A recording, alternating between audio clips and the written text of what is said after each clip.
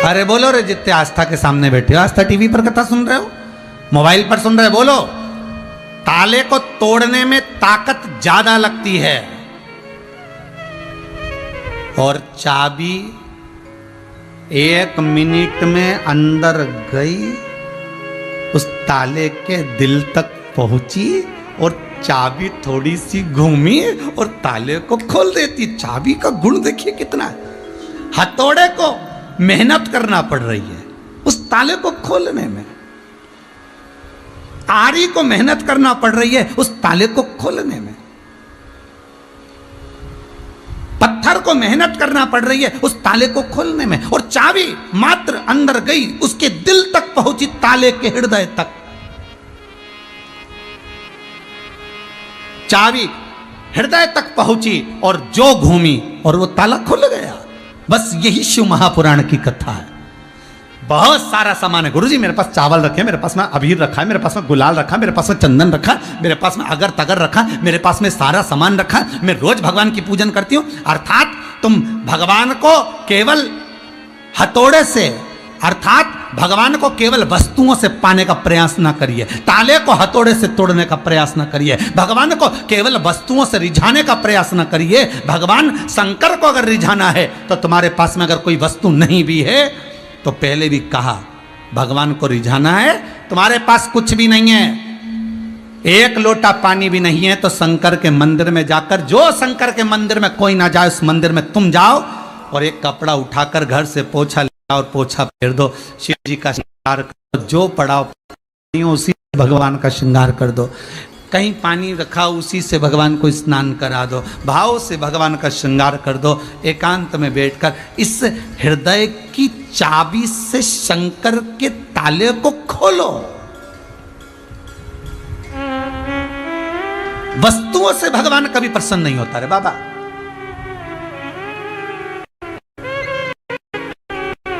अरे वस्तुओं से कहां प्रसन्न होगा। हमने कई बार है ना, उसके मरने के 30 दिन उसकी राख समेटने के लिए जाते हैं शमशान में। जब राख समेटने के लिए जाते हैं तो साथ में उसको जो जो चीज पसंद होती है ना, वो सब सामान लेके जाते, समोसा, पोया, और समोसा भी उसी दुकान का लेके जाते हैं जिस दुकान का काका जी खाते थे, वही का समोसा, पोहा, जलेबी, और बिस्कुट भी वही लेके जाते हैं जो बिस्कुट काका जी खाते थे, पार्ले जी वाला नहीं, 2020 वही बिस्कुट ले जाते जो बिस्कुट काका जी खाते। काका जी को जो जो पसंद आता था सब ले गए, और बाद में ऐसी 3 पाए की डंडे पे एक मटकी रखकर, छेद कर कर रखकर, वहाँ पर कंडा जलाकर, धूप छोड़कर, सारा पोहा, जलेबी, समोसा सब रखा। रखते से ही सब चल दिए। छोटे से बच्चे ने अपने पिताजी का हाथ खींचकर बोला, पापा देखो दादाजी आ गए। पीछे पलट कर देखा तो कुत्ता सब कुछ खा रहा था। निवेदन है, बाद में जीवों में अपने पूर्वजों को देख रहे हो, बाद में पूर्वजों को अपने इन जीवों में ढूंढ रहे हो, उससे अच्छा है जब लोग जिंदा हैं उनका आदर करो। जो माता पिता जीवित हैं उनका सम्मान करो, उनका सत्कार करो, उनका आदर करो, उनको प्रणाम करो, नमन करो।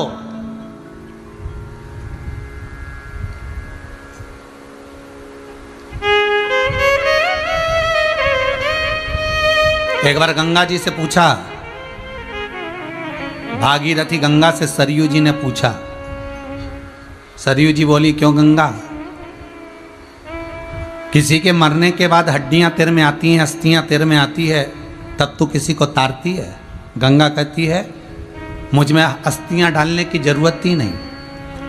गंगा कहती है, सुन सरयू, एक बार जो जीते जी मुझ में स्नान कर कर चले जाता है, गंगा कहती है फिर उसकी अस्थियों को मेरे पास लाने की जरूरत नहीं पड़ती।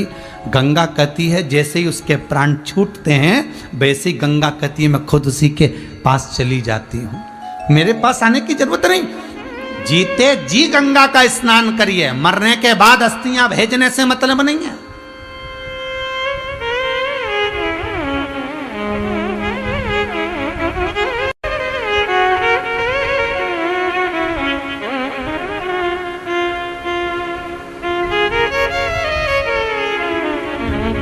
हम जीते जी स्मरण नहीं कर पाए। अहंकार में, अभिमत्ता में, अहम में हम डूबे रहे, और वो अहंकार, वो अभिमत्ता, वो अहम हमारा इतना था कि हम भगवत भजन में डूब ना पाए। हम वस्तुओं में भगवान को ढूंढ रहे हैं, हम वस्तुओं से भगवान को रिझा रहे हैं। और भगवान तो भाव का भूखा था। विदुर जी के घर में गए और विदुरायन ने एक बढ़िया जोरदार पलंग बनवाया था। उस पलंग में नई नई निवाड़ रस्सी बंधवाई थी, और भगवान जैसे पहुंचे, विदुर जी तो थे नहीं, विदुरायन घर पर थी। सुध भूल गई विदुरायन, और भगवान ने आवाज लगाया, काका, ओ काका जी।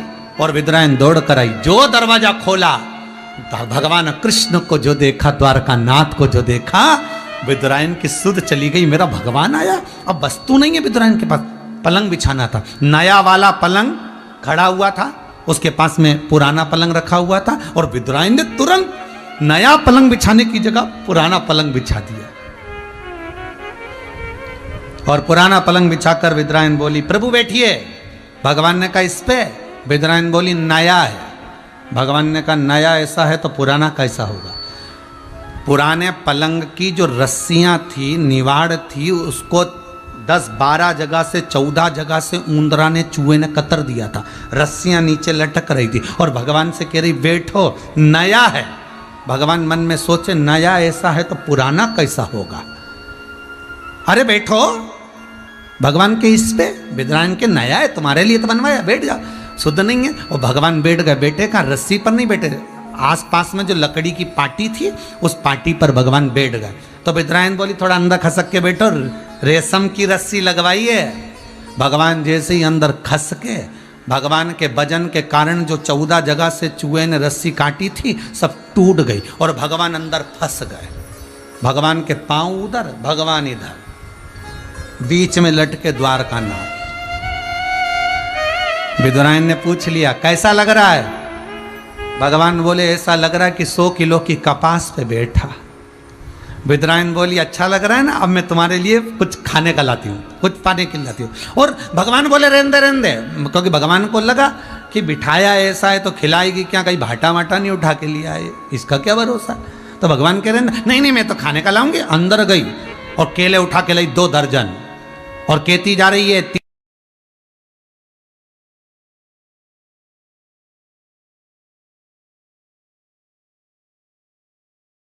बीमारी से भी अगर जूझ रहा है, लड़ रहा है, और डॉक्टर भी उसको दवाई दे रहे हैं, तो पहले शंकर का एक बार नाम ले ले, एक बार उस महामृत्युंजय को याद कर ले, एक बार श्री शिवाय नमस्तुभ्यम का स्मरण कर ले, एक बार शंकर को दिखाकर वो दवाई खिला दी जाए। ये भाव समझो कि हम शंकर का अमृत तत्व दे रहे हैं, हम शिव का भाग प्रसाद दे रहे हैं।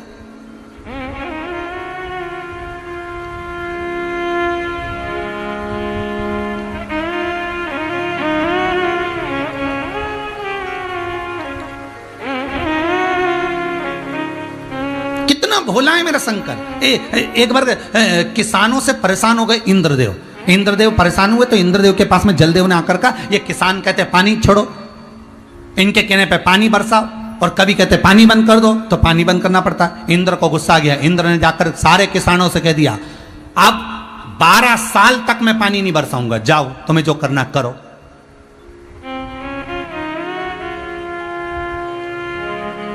इंद्र को क्रोध आया और इंद्र ने कहते 12 साल तक मैं पानी नहीं बरसाऊंगा।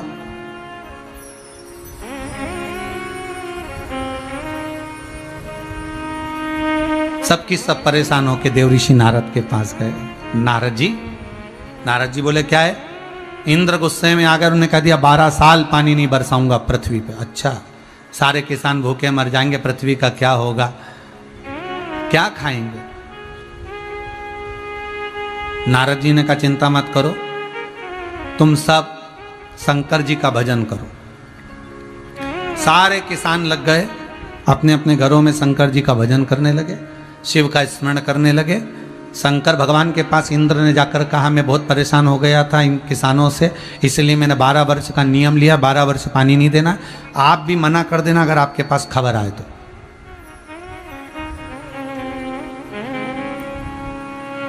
शंकर जी का भजन करा, शंकर जी प्रकट हुए, शंकर जी ने पूछा बोलो रे किसान क्या बात है। किसान बोले 12 साल तक इंद्र पानी नहीं देंगे, कुछ करो। भगवान शंकर बोले एक बार इंद्र के पास जाकर विनती करो, हो सकता है मान जा।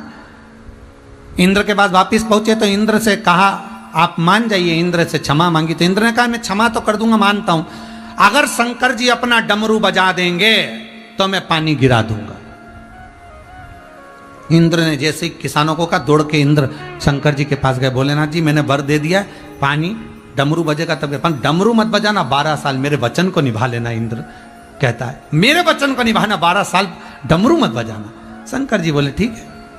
किसान वापिस आ गए, किसानों ने शंकर जी से कहा डमरू बजा दो। शंकर जी बोले मैंने नियम लिया है कि 12 साल तक डमरू नहीं बजाऊंगा। सारे किसान पार्वती जी के पास पहुंच गए। अब मां तो मां होती है। शंकर जी के परिवार में सबसे बड़ी बात तो यह है कि शंकर जी पे जब हम जल चढ़ाते हैं ना, तो केवल अकेला शंकर पे जल नहीं चढ़ता। शंकर जी के चरणों में जहां से पानी बहकर निकलता, वहां राइट हैंड में गणेश, लेफ्ट हैंड में कार्तिक, जहां पर शिवलिंग रखा है वो माता पार्वती का हस्तकमल, शिवलिंग के रूप में शंकर, ऊपर से एक एक बूंद जो जल की धार बह रही है वो शंकर जी की 5 लड़कियां, जया, विषहरा, सामरीवारी, दोतली, देव। शंकर जी के जल जहां से बहकर जा रहा है उसमें बीच में जो एक मोटी सी लाइन है वो शंकर जी की छोटी लड़की है सुख सुंदरी। शंकर जी का संपूर्ण परिवार जब वहां पर है तो हम केवल शंकर को जल नहीं चढ़ा रहे, शंकर के पूरे परिवार को चढ़ा रहे। पार्वती के पास पहुंच गए किसान, और किसानों ने पार्वती जी से कहा मां कृपा करिए। माता ने पूछा क्या हुआ? शंकर जी 12 साल बाद डमरू बजाएंगे और डमरू बजेगा तभी पानी आएगा, इंद्र ने कहा। पार्वती जी बोली चिंता मत करो, तुम जाओ, अब डमरू बजवाना हमारा काम है। पार्वती जी ने गंगा जी को बुलाया, गंगा जी आई। पार्वती जी बोली गंगा, मैंने सुना है कि 2-4 साल तक व्यक्ति जो काम नहीं करता उसको भूल जाता है, फिर कभी जिंदगी भर नहीं कर पाता। एक बार मेरे को याद है गंगा, जब भगवान शंकर नटराज बनकर आए थे ना मेरी शादी के पहले, मुझे रिझाने के लिए नटराज अवतार भगवान ने धारण करा था, तब शंकर जी इतना अच्छा डमरू बजाते थे, इतना बढ़िया डमरू बजाते थे, और शंकर जी को डमरू आज भी बहुत अच्छा बजाना आता है। पर मैंने सुना है कि 12 साल तक शंकर डमरू नहीं बजाएंगे। पर चिंता मुझे ये लगी, अगर 12 साल तक कोई व्यक्ति काम नहीं कर पाता तो वो कुछ काम कर ही नहीं पाता, भूल जाता। सिलाई करने वाला 12 साल में अगर सिलाई करेगा तो सिलाई भूल जाएगा, कढ़ाई करने वाला कढ़ाई करेगा तो 12 साल में कढ़ाई भूल जाएगा। तो फिर शंकर जी अगर 12 साल बाद डमरू बजाएंगे तो डमरू बजाना भूल तो नहीं जाएंगे। शंकर जी को कुछ भी हो पर थोड़ा सा प्रैक्टिकल करते रहना चाहिए। गंगा, शिव जी को थोड़ा सा प्रैक्टिस करते रहना चाहिए, थोड़ी थोड़ी प्रैक्टिस करें। इतने में शंकर जी बैठे थे और शंकर जी ने सुना कि प्रैक्टिस करो नहीं तो डमरू बजाना भूल जाएंगे। और मेरे को भी 1 साल हो गया और डमरू तो नहीं बजाया, इंद्र के कहने पे कहीं भूल तो नहीं गया। शंकर जी को चिंता लगी भूल तो नहीं गया, अगर भूल गया होऊंगा तो शंकर जी ने डमरू को उठाया और धीरे से बजाया। जैसे बजाया तो जलदेव ने बरसाया, जल वृष्टि प्रारंभ।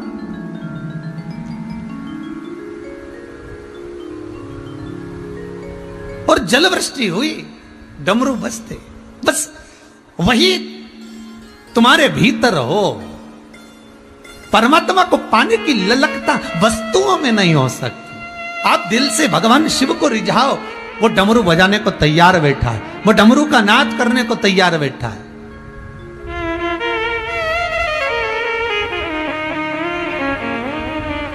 वो तुम्हारे सम्मुख में आने के लिए तैयार बैठा है। तेरे डमरू की धुन सुन के मैं काशी नगरी आई हूँ। तेरे डमरू की धुन सुन के मैं काशी नगरी आई हूँ।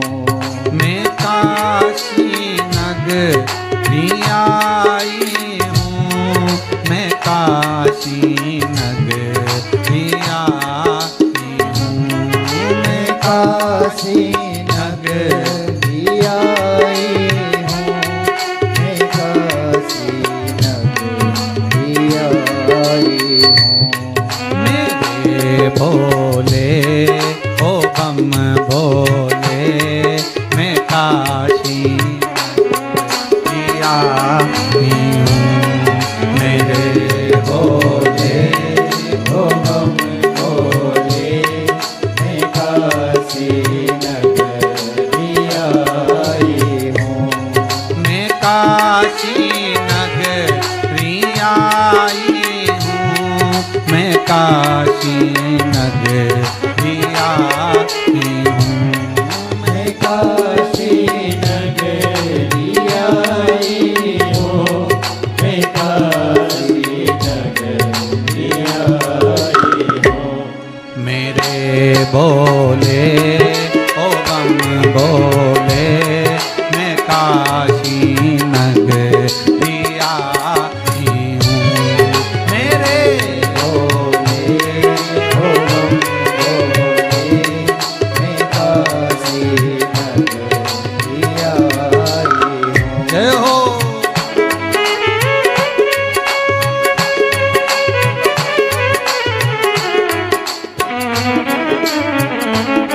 जय हो।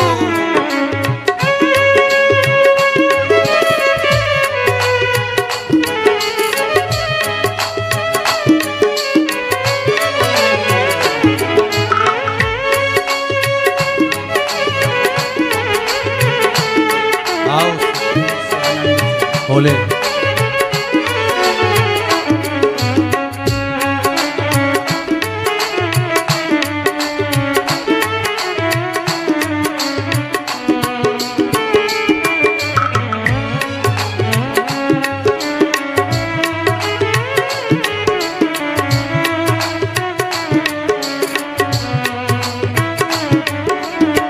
डमरू की धुन सुन के मैं काशी नगरी आई हूँ। तेरे डमरू की धुन सुन के मैं काशी नगरी आई हूँ। हर हर महादेव। भगवान अगर डमरू का नाद करें, डमरू का यदि नाद करें शिव, और उस डमरू के धुन पर भी भगवान भोला है, शिव बड़ा भोला, उसके बराबर दुनिया में कोई नहीं। सहज भोला, सरल भोला।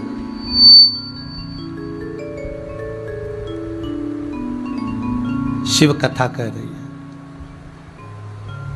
थोड़ा सा अहंकार छोड़ दोगे तो भगवान को मिलने में सहजता होगी। थोड़ी अभिमत्ता को त्याग दोगे तो भगवान को मिलने में सरलता होगी। दक्षायनी सती का अहम गया,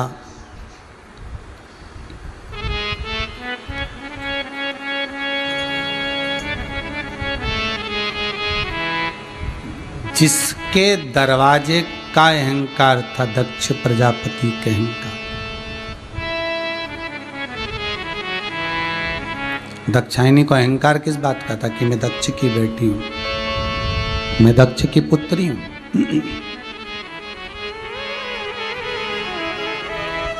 अभिमान ही ये भरा हुआ था कि मैं दक्ष की बेटी हूं।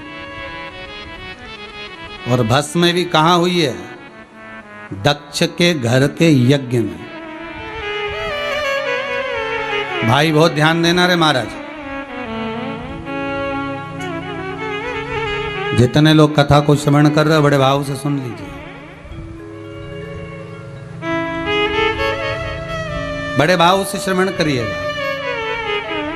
दक्ष के घर में जाकर दक्ष के ही यज्ञशाला में दक्षायनी सती हो गई, भस्म हो गई।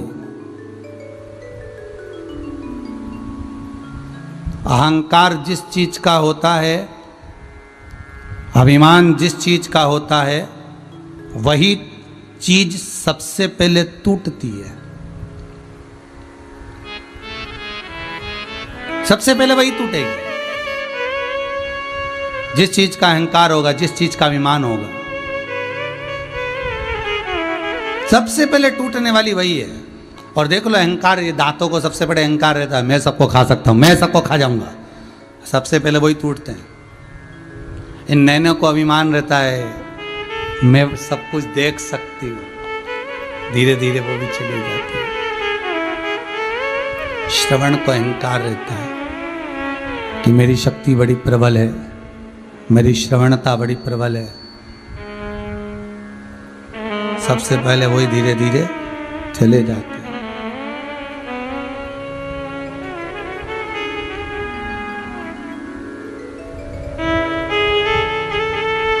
जिस जिस चीज का अभिमान आपके भीतर है वो सारा अभिमान की वस्तुएं सबसे पहले छूटती है। दक्षायनी दक्ष के यज्ञ में जाकर समाप्त हो गई। शिव को क्रोध आया,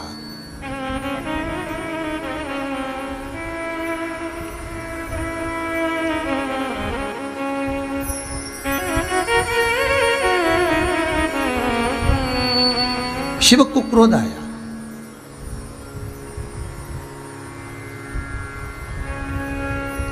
और बहुत क्रोध आया।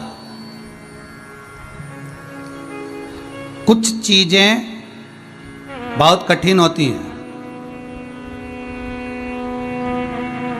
कुछ चीजें बहुत कठिन होती है। पहले नंबर पर चींटी को चश्मा लगाना सबसे कठिन काम है। दूसरे नंबर पर हाथी को गोद में बिठाना, अरे बोलो जम के सही गलत है, बहुत कठिन काम। चींटी को चश्मा लगाना कठिन है, हाथी को गोद में बिठाना कठिन है, और पति को पत्नी को समझाना कठिन है। ये दुनिया की सबसे कठिन चीज है। शंकर भगवान पार्वती को दक्षायनी को समझा रहे थे, सती को समझा रहे थे कि तू मत जा, नहीं मानी, चली गई और शांत भी हो गई, समाप्त हो गई, भस्म हो गई। शंकर भगवान को क्रोध आया और वो क्रोध दक्ष प्रजापति पर कम आया। अगर क्रोध आया तो सती पर ज्यादा आया कि सती अगर तुझे प्राण त्यागना ही थे, मान लो तुझे प्राण छोड़ना ही थे, तो तू कहीं और प्राण छोड़ती, पर तू जो यज्ञ हो रहा था उस यज्ञ के कुंड में कूद कर तूने प्राणों को त्यागा।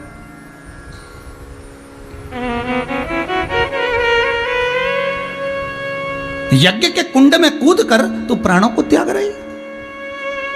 हे सती, जरा विचार तो करना था तेरे को। शास्त्र कहता है, हिंदू धर्म कहता है, हमारे वेद और पुराण कहते हैं, कहीं यज्ञ हो रहा हो, अनुष्ठान हो रहा हो, सत्कर्म हो रहा हो, भजन कीर्तन हो रहा हो, कोई पुण्य का कार्य हो रहा हो, बन सके तो उसमें सहयोग प्रदान करना, अन्यथा उसमें जाकर आप अर्चन उत्पन्न मत करना। पर दुनिया के लोग इतने विचित्र पैदा हुए हैं कि जब कहीं डिस्को हो रहा हो, रात्रि को शादियों में खूब पार्टियां हो रही हो, तो दुनिया के लोगों को कोई ऑब्जेक्शन नहीं होता, कोई फर्क नहीं पड़ता। पर कहीं सुंदरकांड का पाठ हो रहा हो, रामायण हो रही हो, भागवत हो रही हो, गीता जी हो रही हो, स्मरण हो रहा हो, तो दुनिया के लोग पहले से फोन लगाना चालू कर देते हैं। आवाज धीमा करो, साउंड कम करो, ये कम करो, प्रचार कम करो। अरे भाई,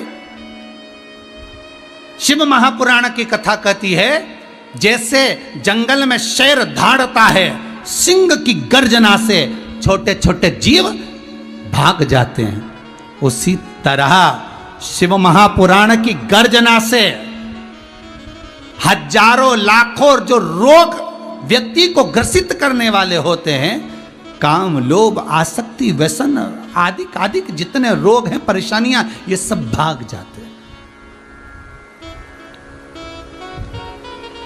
ये सब भाग जाते हैं।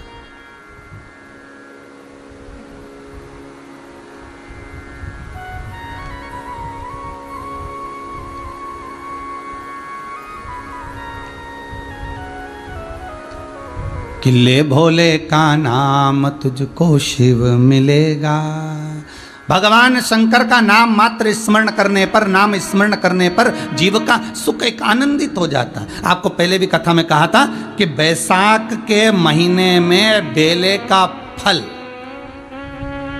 काय का फल? बेले का फल, उस फल को शंकर को चढ़ाकर उसका गुर्दा रख लीजिए, या बन सके तो बैसाख के महीने में बेले के फल को जलाकर उसकी भस्म तैयार कर कर शंकर पर चढ़ाकर उसको उठाकर रख लीजिए। वो दुनिया की सबसे बड़ी औषधि,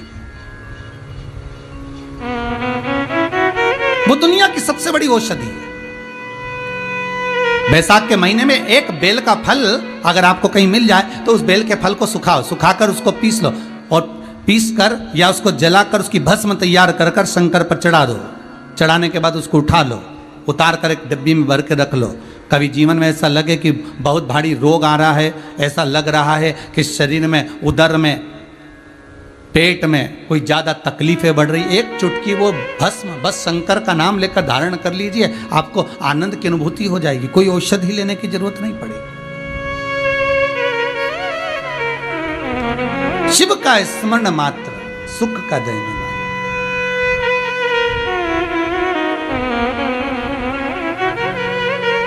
महाराज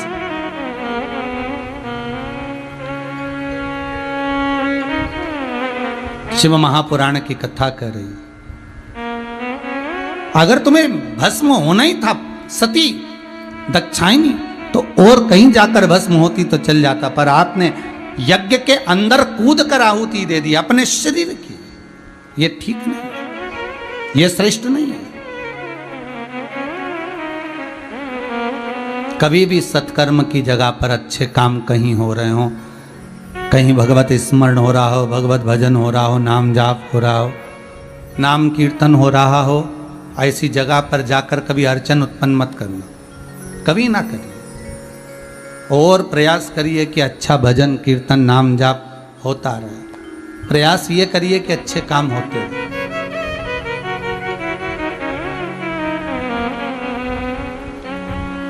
महाराज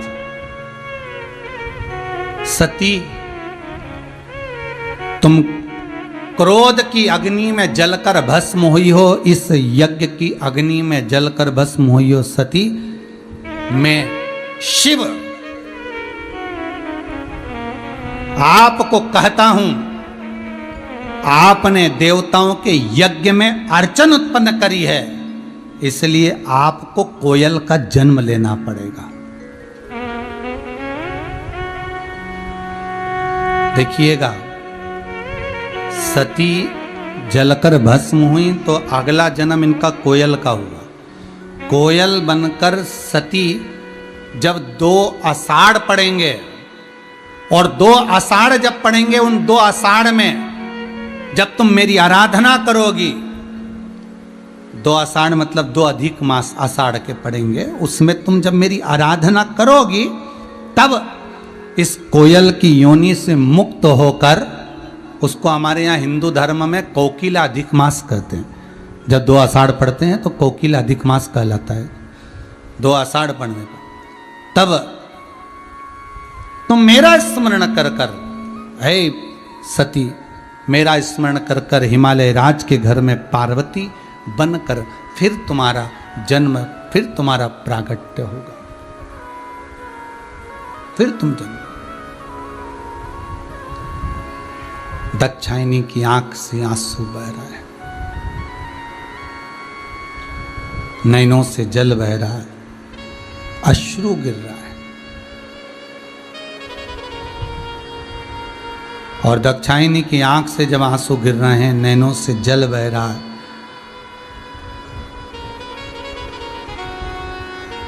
कि मैं कोयल बनूं,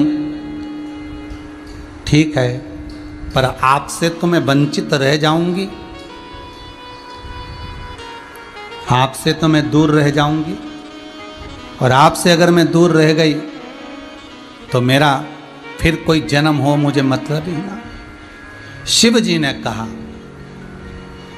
सुनो सती, कोयल के रूप में आप विराजमान होगी पर जब आप कभी किसी भी स्थान पर मेरे शिवलिंग का निर्माण होगा, उस शिवलिंग के निर्माण वाली जगह पर जिस वृक्ष पर बैठकर आप आपकी वाणी से कूकोगी, बोलोगी, जिस शिवलिंग के स्थान पर विराजमान होने के बाद अपनी वाणी से जब आप कूकोगी, बोलोगी, तब मेरे ही पद को प्राप्त कर कर मेरा ही दर्शन नित्य पाओगे। नित्य।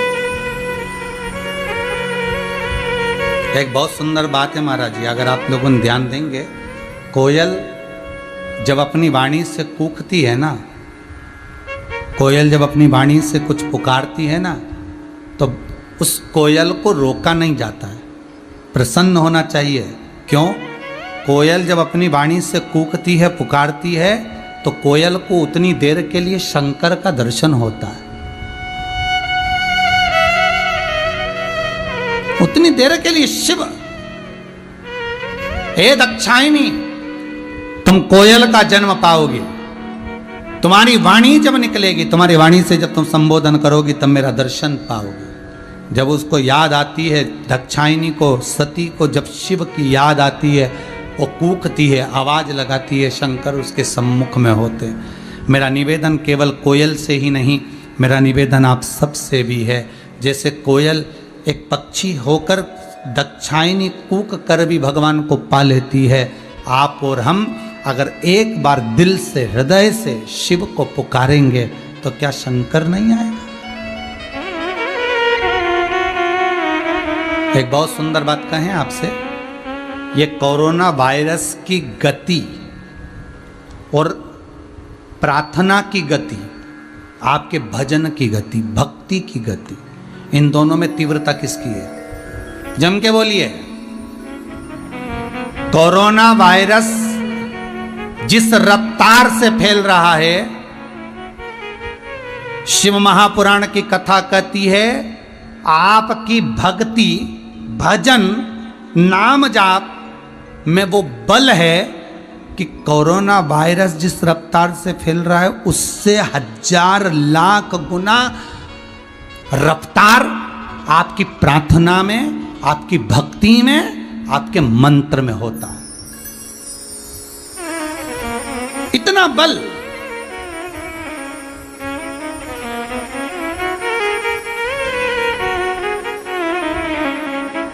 आप दिल से पुकारो, मत बोलो। आप मुख से अगर कोई शब्द नहीं निकाल सकते, मत निकालो। दिल से बैठकर भी आप शंकर जी का अनुमोदन करोगे।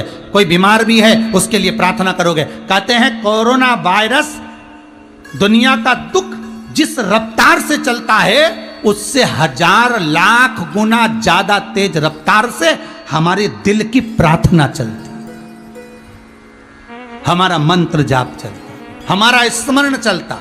आपसे ये नहीं कहा कि आप महामृत्युंजय का जाप करो, आप ओम नमः शिवाय जपो, आप श्री शिवाय नमस्तुभ्यम जपो। आप तो दिल से भगवान को पुकारो। तुम्हारे दिल से जब तरंगे निकलेंगी, तुम्हारे दिल से जब आवाज निकलेगी, जब कोयल कूकी तो शंकर को सामने आना पड़ा। जब तुम्हारे दिल से तुम भगवान को पुकारोगे, तो ये तरंगे जब निकल कर जाएगी, तो वायरस से ज्यादा तेज भागती हैं हृदय की तरंगे। प्रयास कर कर देखना। पहले के समय में मोबाइल नहीं होते थे। पहले के समय में आप किसी को याद करते थे, बहुत दिन हो गए री वो जीजी नहीं दिखी, और मालूम पड़े कभी कभी ऐसा होता था कि या तो उसका पत्र आ जाता था या जीजी घर पे आ जाती थी। ये दिल की तरंगे होती थी। पहले ये मोबाइल नहीं होते थे, पहले फोन नहीं होते थे। ये दिल से याद किया जाता था और सामने वाला व्यक्ति सामने आ जाता था।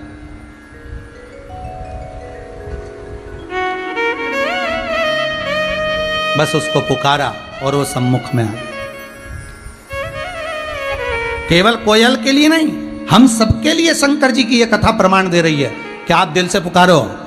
कोयल के सामने जब शंकर आ सकते हैं, तो आपके सामने भी मेरा विश्वनाथ आ सकता है, आपके सामने भी मेरा शंभू आ सकता है, आपके सामने भी शंकर आ सकता है।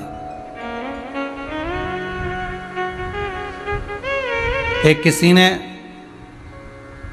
एक फोटो भेजा है हॉस्पिटल में, मुंबई के हॉस्पिटल में रूम के अंदर जिस व्यक्ति को ऑक्सीजन लग रही है, और वो व्यक्ति जो तड़प रहा था, उस व्यक्ति के सामने टीवी पर यही शिव महापुराण जो ये राजगरिया परिवार करा रहा है, वही शिव महापुराण की कथा उसके सामने चल रही है। और उसके शरीर की गति देखिए, उस व्यक्ति की धैर्यता देखिए।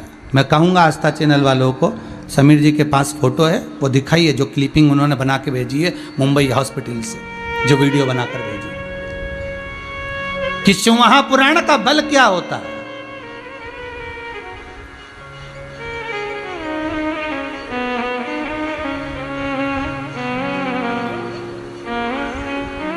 शिव महापुराण की भक्ति का बल क्या होता है। हमारी भीतर की तरंगे, हमारे भीतर का नाम जाप, हमारे भीतर का स्मरण।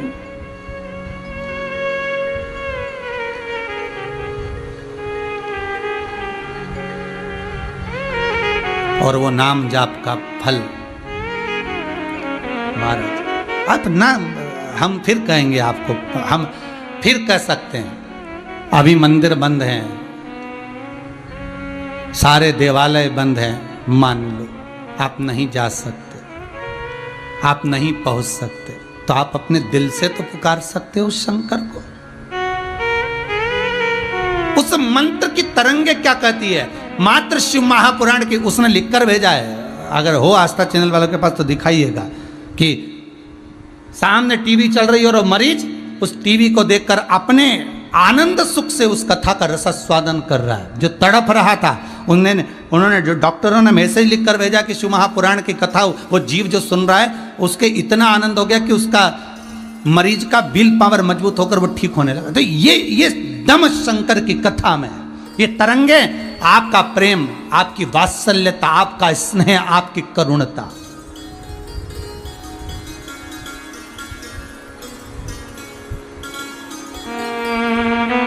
वायरस से ज्यादा तीव्र है आपकी प्रार्थना, वायरस से ज्यादा तीव्र है आपकी भक्ति, वायरस से ज्यादा तीव्र है आपका भजन, वायरस से ज्यादा तीव्र है आपका स्मरण। एक बार नेत्र बंद कर कर आप दिल से उसको पुकार कर देखना। कोयल तो कूकती है तब शंकर सामने आते हैं, आप तो दिल से उसको पुकार कर देखिए, वो सामने खड़ा मिलेगा। उसको पुकारो। तेरे दरबार की बाबा निराली शान देखी है, तुझे देते नहीं देखा पर झोली भरी देखी। उसके भाव, उसके भजन में एक आनंद की अनुभूति है, एक उत्साह की अनुभूति।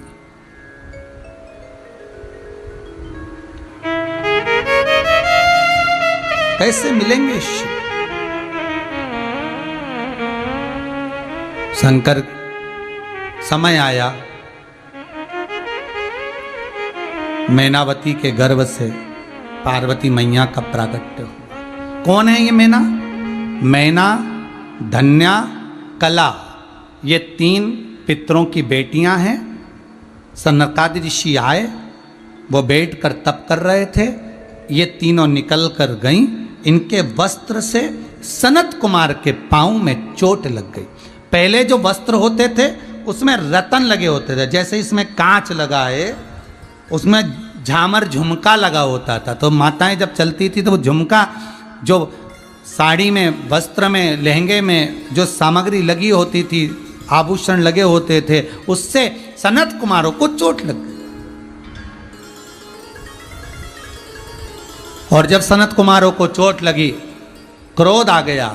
सनत कुमार ने उसी समय क्रोध में आकर श्राप दे दिया, ए पितरों की बेटियां, मैना, धन्या, कला, तुम पितरों की बेटियां होकर तुमने संतों का अपमान करा है। हम तुम्हें श्राप देते हैं, पितृलोक को छोड़कर तुम मृत्यु लोक में जाओगे। दुनिया का सबसे सुंदर अगर कोई लोक होता है तो वो पितृलोक होता है। जहां पर पितृलोक सुंदर क्यों माना गया है? वहां पर जो पितृ रहते हैं, शास्त्र कहता है जितनी देर तक संसार के लोग, मृत्यु लोक के लोग शिव महापुराण की कथा को, भगवान की भक्ति को श्रवण करते हैं, शंकर की कथा को सुनते हैं, उतनी देर तक वैकुंठ अधिपति नारायण बैकुंठ छोड़कर पितृलोक में आपके पितरों के कंधे पर हाथ रखकर शिव महापुराण की कथा सुनते हैं। हमको रोज नारायण का दर्शन नहीं होता, हमको रोज भगवान का दर्शन नहीं होता, पर पितरों को प्रतिदिन प्रतिदिन। और देखिए आस्था चैनल के माध्यम से कितने लोग कथा सुन रहे हो, फेसबुक यूट्यूब के माध्यम से कितने लोग कथा सुन रहे हो।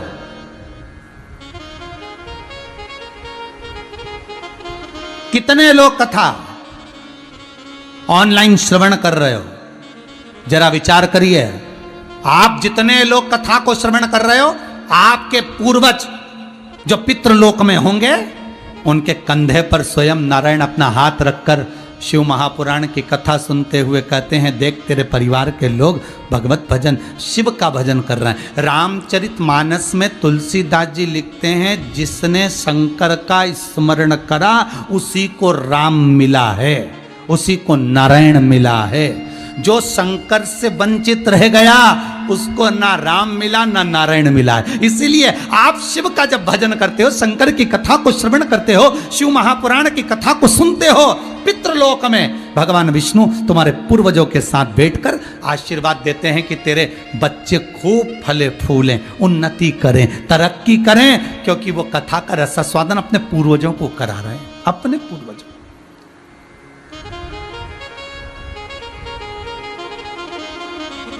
गया वो परख गया, नहीं परख आया तो हो जाए, समय की बात है। ये तो एक व्यक्ति को चमकदार पत्थर मिल गया, उसने चमकदार पत्थर को उठा लिया, उठाया, उसने सोचा कितना जोरदार चमकदार पत्थर है, इस पत्थर को रख लेता हूँ। रखा तो मन में सोचा क्या करूँगा, मेरे पास में गधा है ना, उसके गले में डाल दूंगा। बेचारे गधे को आज तक मैंने कुछ भी गिफ्ट नहीं दिया,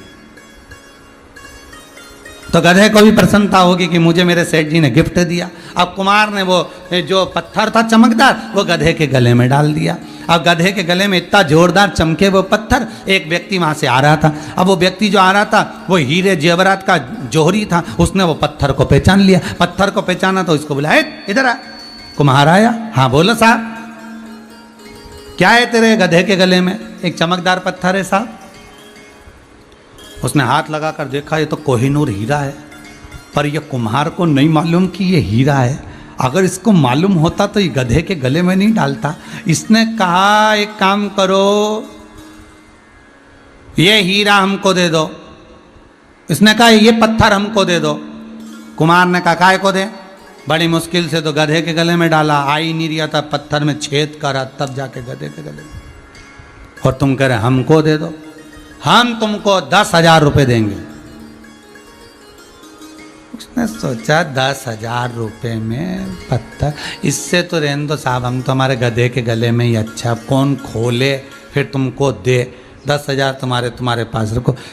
समझ ले, अभी भी कह रहा हूं। इसने मन में सोचा, कंजूस तो था ये जौहरी भी, इसने सोचा 10,000 में दे देगा और मिल जाएगा, मैं लाखों करोड़ों में बेच दूंगा। और वो 10,000 में, उसने कहा मैं तो नहीं दे रहा, मेरे गधे के गले में ही अच्छा। ये चला आगे आगे, जौहरी इसके पीछे पीछे चला, कभी तो मन करेगा 10,000 में दे ही देगा, कुमार है, जानता क्या है। आगे गया तो एक और जौहरी मिल गया। उस जौहरी ने देखा हीरा गधे के गले में। इसने कहा ले, मैं तुझको 50 लाख रुपए देता हूं, ये पत्थर मुझे दे दे। उसने 5 मिनट में 50 लाख में वो पत्थर दे दिया और पीछे आने वाला जौहरी सिर मलता रह गया। उसने वो पत्थर लिया और राजा के यहाँ ले जाकर दे दिया और एक राज्य का पूरा राज्य ले लिया, पूरा राज्य। ये वो हीरा है, शिव महापुराण वो हीरा है। जो समझ गया उसके लिए तो करोड़ों का हो गया, जो ना समझ है। संसार के कई लोग ऐसे हैं जो शिव महापुराण के बताए हुए एक एक उपाय को करते हैं, और जब उपाय करते हैं उनका जब काम हो जाता है तो बड़े प्रसन्न होते हैं। हमने शंकर का ये कार्य किया था, हमारा काम हो गया। हमने पशुपति व्रत किया था, हमारा ये काम हो गया। हमने शंकर का ऐसा अनुमोदन किया था, हमारा ये कार्य हो गया। शंकर का जो परख गया, हीरे को पहचान गया, उसकी चमक को जान गया, वो करोड़ों में चला गया। और जो नहीं जाना उसके लिए तो पत्थर है, उसके लिए तो पुराण है, उसके लिए तो शिव महापुराण। पहचान गया जो, उसके लिए आनंद है।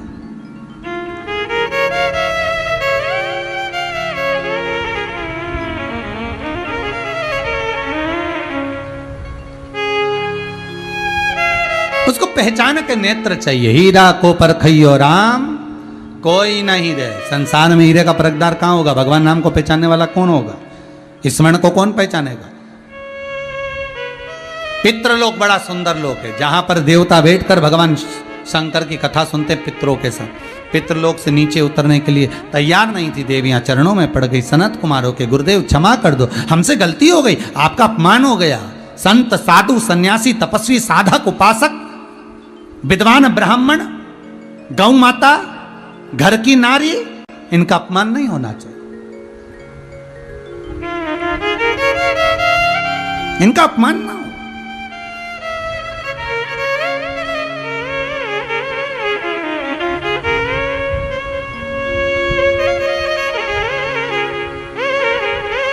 जिस जगह पर संत की आंख से आंसू गिरते हों, जिस जगह पर घर की कन्याओं की आंख से आंसू गिरते हों, जिस जगह पर गौ माता की आंख से आंसू गिरते हों, जिस जगह पर माता पिता की आंख से आंसू गिरते हों, वो घर घर नहीं रहता, वो नरक रहता है।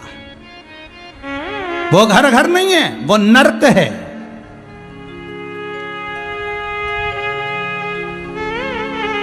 साधु सन्यासी ब्राह्मण को रुलाकर आप सोचो कि स्वस्थ रह जाओगे, मेरा घर स्वर्ग हो जाएगा। नहीं नहीं भाई, वो नरक है।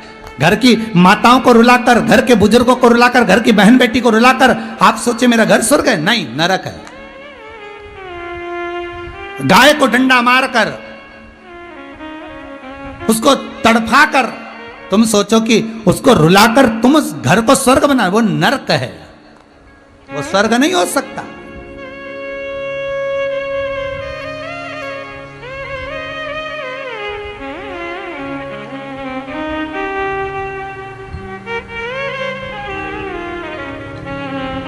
महाराज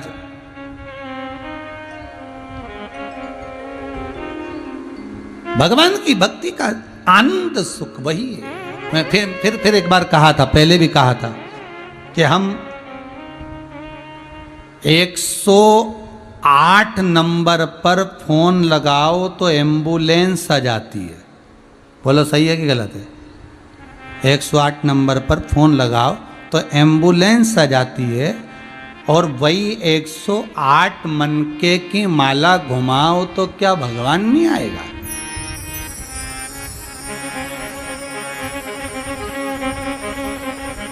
क्या शिव नहीं मिलेगा? मैना धन्या कला, नीचे जाओ तुम मृत्यु लोक में जन्म लोगी। क्षमा मांगा तो कहा 3 देवियां तुम्हारी गोद में खेलेगी। मैना की गोद में पार्वती, धन्या की गोद में सीता क्योंकि सुनैना बनी थी वो, कला कीर्ति बनी जिनकी गोद में राधा, ये तीनों खेली। और मैनावती की गोद में पार्वती जी जब आई, आते ही आनंद समाहित हो गया। नारद जी ने कहा इनको जो पति मिलेगा, भस्मी रमाने वाला, जटाजूट बांधने वाला, मृगचाला पहनने वाला। पार्वती जी की मां ने कहा कि मैं विवाह नहीं करूंगी, बेटी कुंवारी रख दूंगी। नारद जी ने जाते जाते कह दिया अगर ये शंकर का अनुमोदन करेगी तो शिवपति के रूप में मिलेगा। शंकर का भजन करा। जब बाल्य अवस्था में जो ज्ञान प्राप्त हुआ था, रुक्मणी जी का विवाह भगवान कृष्ण के साथ कितनी बार हुआ? श्रीमद् भागवत कथा में आपने सुना होगा, रुक्मणी जी का विवाह भगवान कृष्ण के साथ में 4 बार हुआ। पहला विवाह रुक्मणी का, जब रुक्मणी की अवस्था 4 साल की कुछ छोटी अवस्था थी, और रुक्मणी ने देवऋषि नारद और अपने पिताजी के मुख से भगवान कृष्ण का चरित्र सुना था। रुक्मणी जी के बुद्धि में बैठ गया, मन में बैठ गया कि मैं भगवान कृष्ण को अपना पति बनाऊंगी। रुक्मणी जी ने पहला विवाह दिल से भगवान के साथ में कर लिया था, मन से, मानसिक विवाह। दूसरा विवाह रुक्मणी जी ने जब पत्र लिखा, 7 श्लोक लिखे, रुक्मणी जी का दूसरा विवाह पत्र के साथ हो गया था, भगवान से बुद्धि का विवाह कर लिया था। तीसरा विवाह रुक्मणी जी को जब भगवान भगा कर ले गए जगदम्बा के मंदिर से, तो राक्षसी विवाह हो गया था। चौथा विवाह रुक्मणी जी जब द्वारका पहुंची और ब्राह्मणों ने वैद रीति से विवाह करवाया। वो चौथा विवाह था।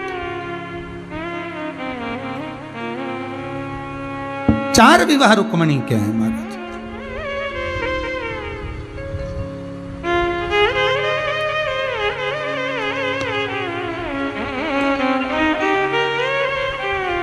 बचपन, जवानी, अधेड़ी, बुढ़ापा, रुक्मणी जी ने चारों अवस्था 4 विवाह में भगवान को दे दी।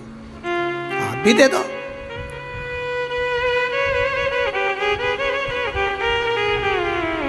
आप भी तो दो। एक संत निकल कर जा रहे थे, एक सेठ जी अपने पोते को खिला रहे थे। संत जा रहे थे तो सेठ जी ने आवाज लगा कर, ओ महाराज कहां जा रहे हो?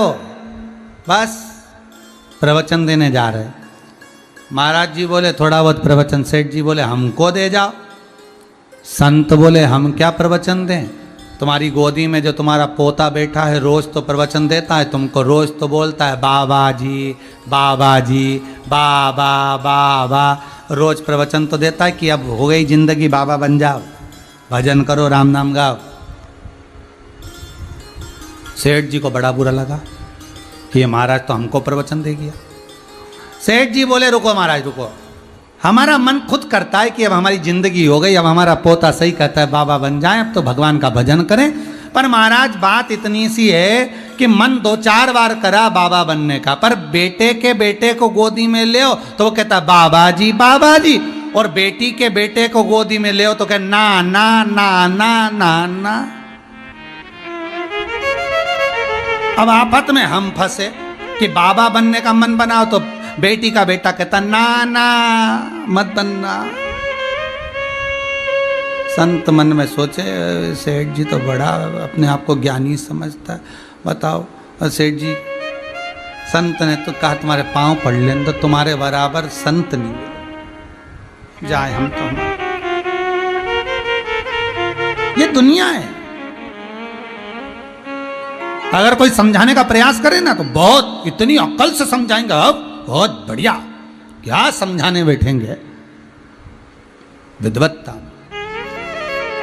पार्वती जी जान गई, पार्वती जी गई तप करने, साधना करने। बाल्यावस्था में जो ज्ञान प्राप्त हुआ था, बस अपने बच्चों को जो संस्कार बाल्यावस्था में दिया जाता है वो संस्कार जीवन भर चलता है, जीवन भर चलता।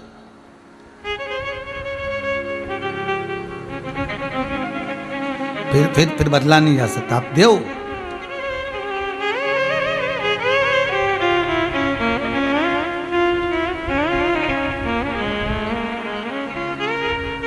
और जो संस्कार बच्चों के मन में आ गया, जो संस्कार बच्चों के मन में प्राप्त हो गया बाल्य अवस्था में जब आ गया तो वो सुख दे गया, वो आनंद की अनुभूति करा। और महाराज शिव महापुराण की कथा कहती है पार्वती जी शिव की आराधना में लग गईं, शंकर की भक्ति में डूब गईं, और ऐसी भक्ति में डूबी, ऐसी भक्ति।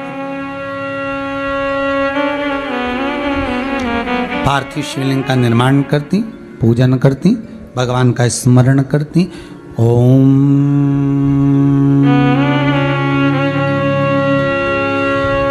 नमः शिवाय, ओम नमः शिवाय स्मरण कर रही हैं। समय आ गया। कई बार भगवान शिव ने जाकर परीक्षा ली। भगवान शंकर तप साधना में लीन थे, कामदेव ने समाधि तोड़ना चाहिए। भगवान शंकर के तीसरने द्वारा कामदेव जलकर भस्म, कामदेव जलकर भस्म, समाधि।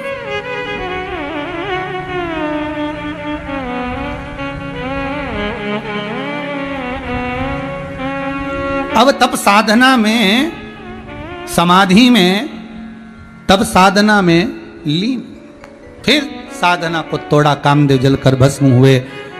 शिव जी का विवाह पार्वती के साथ पक्का हुआ। शंकर दूल्हा बने, पार्वती दुल्हन बनी। शास्त्र कहता है शिव की बारात जहां से चली थी वो शमशान था, क्योंकि शंकर का निवास दक्ष प्रजापति ने श्राप दिया था शिव को, ए शंकर मैं तुझे श्राप देता हूं, मेरी बेटी के साथ तेरा विवाह हुआ है, मैं तेरा ससुर हूं, पर तूने अपने ससुर का अपमान करा है, मैं तुझे श्राप देता हूं कि तू शमशान में निवास करेगा। शंकर जी बड़े प्रसन्न हुए थे, चलो मेरे ससुर ने मुझे शमशान का निवास तो दिया। शंकर जी उठकर नाचे तो भगवान विष्णु ने पूछा तुम इतना नाच क्यों रहे हो? शंकर भगवान बोले मेरे ससुर जैसा दुनिया में किसी का ससुर नहीं होगा, प्लाट भी दिलाया तो ऐसी जगह दिलाया जहां कोई कब्जा ही नहीं करेगा। अगर मकान मेरा शमशान में होगा तो कब्जा कहां? कथा याद करिए, मकान आपकी पसंद का है, मसान शंकर की पसंद का है, कब्जा कौन करेगा?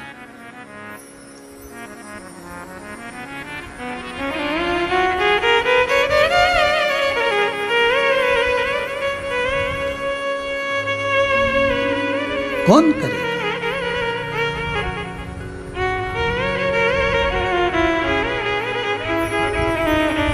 अभी तो पहले होटलें फुल चलती थी, गाड़ियां फुल चलती थी, हॉस्पिटल फुल चलते थे, रेस्टोरेंट फुल चलते थे। इस कोरोना महामारी में शमशान भी फुल चल रहा है।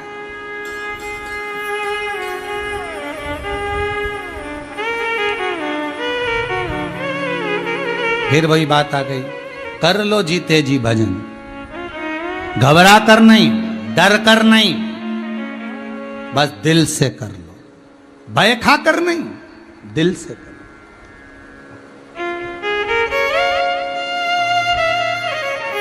विवाह हुआ, शिव पार्वती जी को लेकर गए। उनके विवाह का कारण केवल इतना था कि तारकासुर का संहार करना था। और तारकासुर कौन? शिव महापुराण की कथा कहती है ये तारकासुर ने जो वर मांगा था, ब्रह्मा जी से वर मांगा था कि शंकर के पुत्र द्वारा मेरे प्राण छूटे। मतलब समझना कि शंकर का कितना बड़ा भगत होगा तारकासुर, कोई साधारण नहीं होगा। शिव के पुत्र से वध क्यों मांगा? स्वयं इंद्र ने एक बार तारकासुर से पूछा कि तू इतना बड़ा असुर होकर, राक्षस होकर, तूने भगवान शंकर के पुत्र द्वारा क्यों मरना चाहा? तो तारकासुर ने कहा शंकर मेरे हृदय चित्त में बसते हैं, शंकर का पुत्र अगर मेरे प्राणों को हरेगा तो फिर मेरा जन्म नहीं मिलेगा, फिर मैं चला गया, फिर मेरा कोई जन्म नहीं, अंतिम।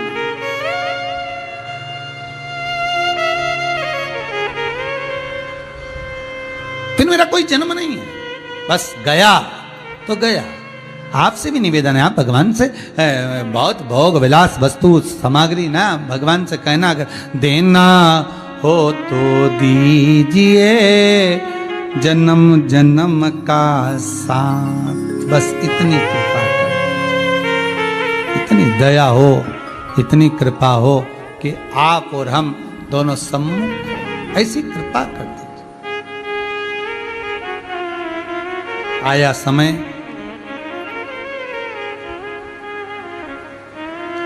गंगा मैया को भगवान शिव ने जो वर दिया था, हे गंगा मेरा विवाह पार्वती जी के साथ होगा, पर गंगा मेरा विवाह पार्वती जी के साथ होगा, पर तूने पार्वती से ज्यादा तप साधना करी है, मेरी जन्म होगा तेरे जल से होगा। और भगवान शंकर के तेज पुंज को ले जाकर, भगवान शंकर के तेज पुंज को ले जाकर सूर्यदेव अग्निदेव की साक्षी में गंगा के जल में देते हैं। गंगा की धार से शंकर जी के 6 पुत्रों का जन्म होता है। 6 ही पुत्र रोते हैं तो एक साथ, बिलखते हैं तो एक साथ, दूध पीते हैं तो एक साथ, जल पीते हैं तो एक साथ। गंगा मैया परेशान हो गई तो कृतिकाओं को बुलाया, संतों की पत्नी को। कृतिकाओं आप इन पुत्रों का पालन करिए। कृतिकाओं ने उन पुत्रों का पालन करा तो वो पुत्र रोते तो एक साथ, दूध पीते तो एक साथ, जल पीते तो एक साथ। कृतिकाएं भी परेशान हो गई। जब कृतिकाएं परेशान हो गई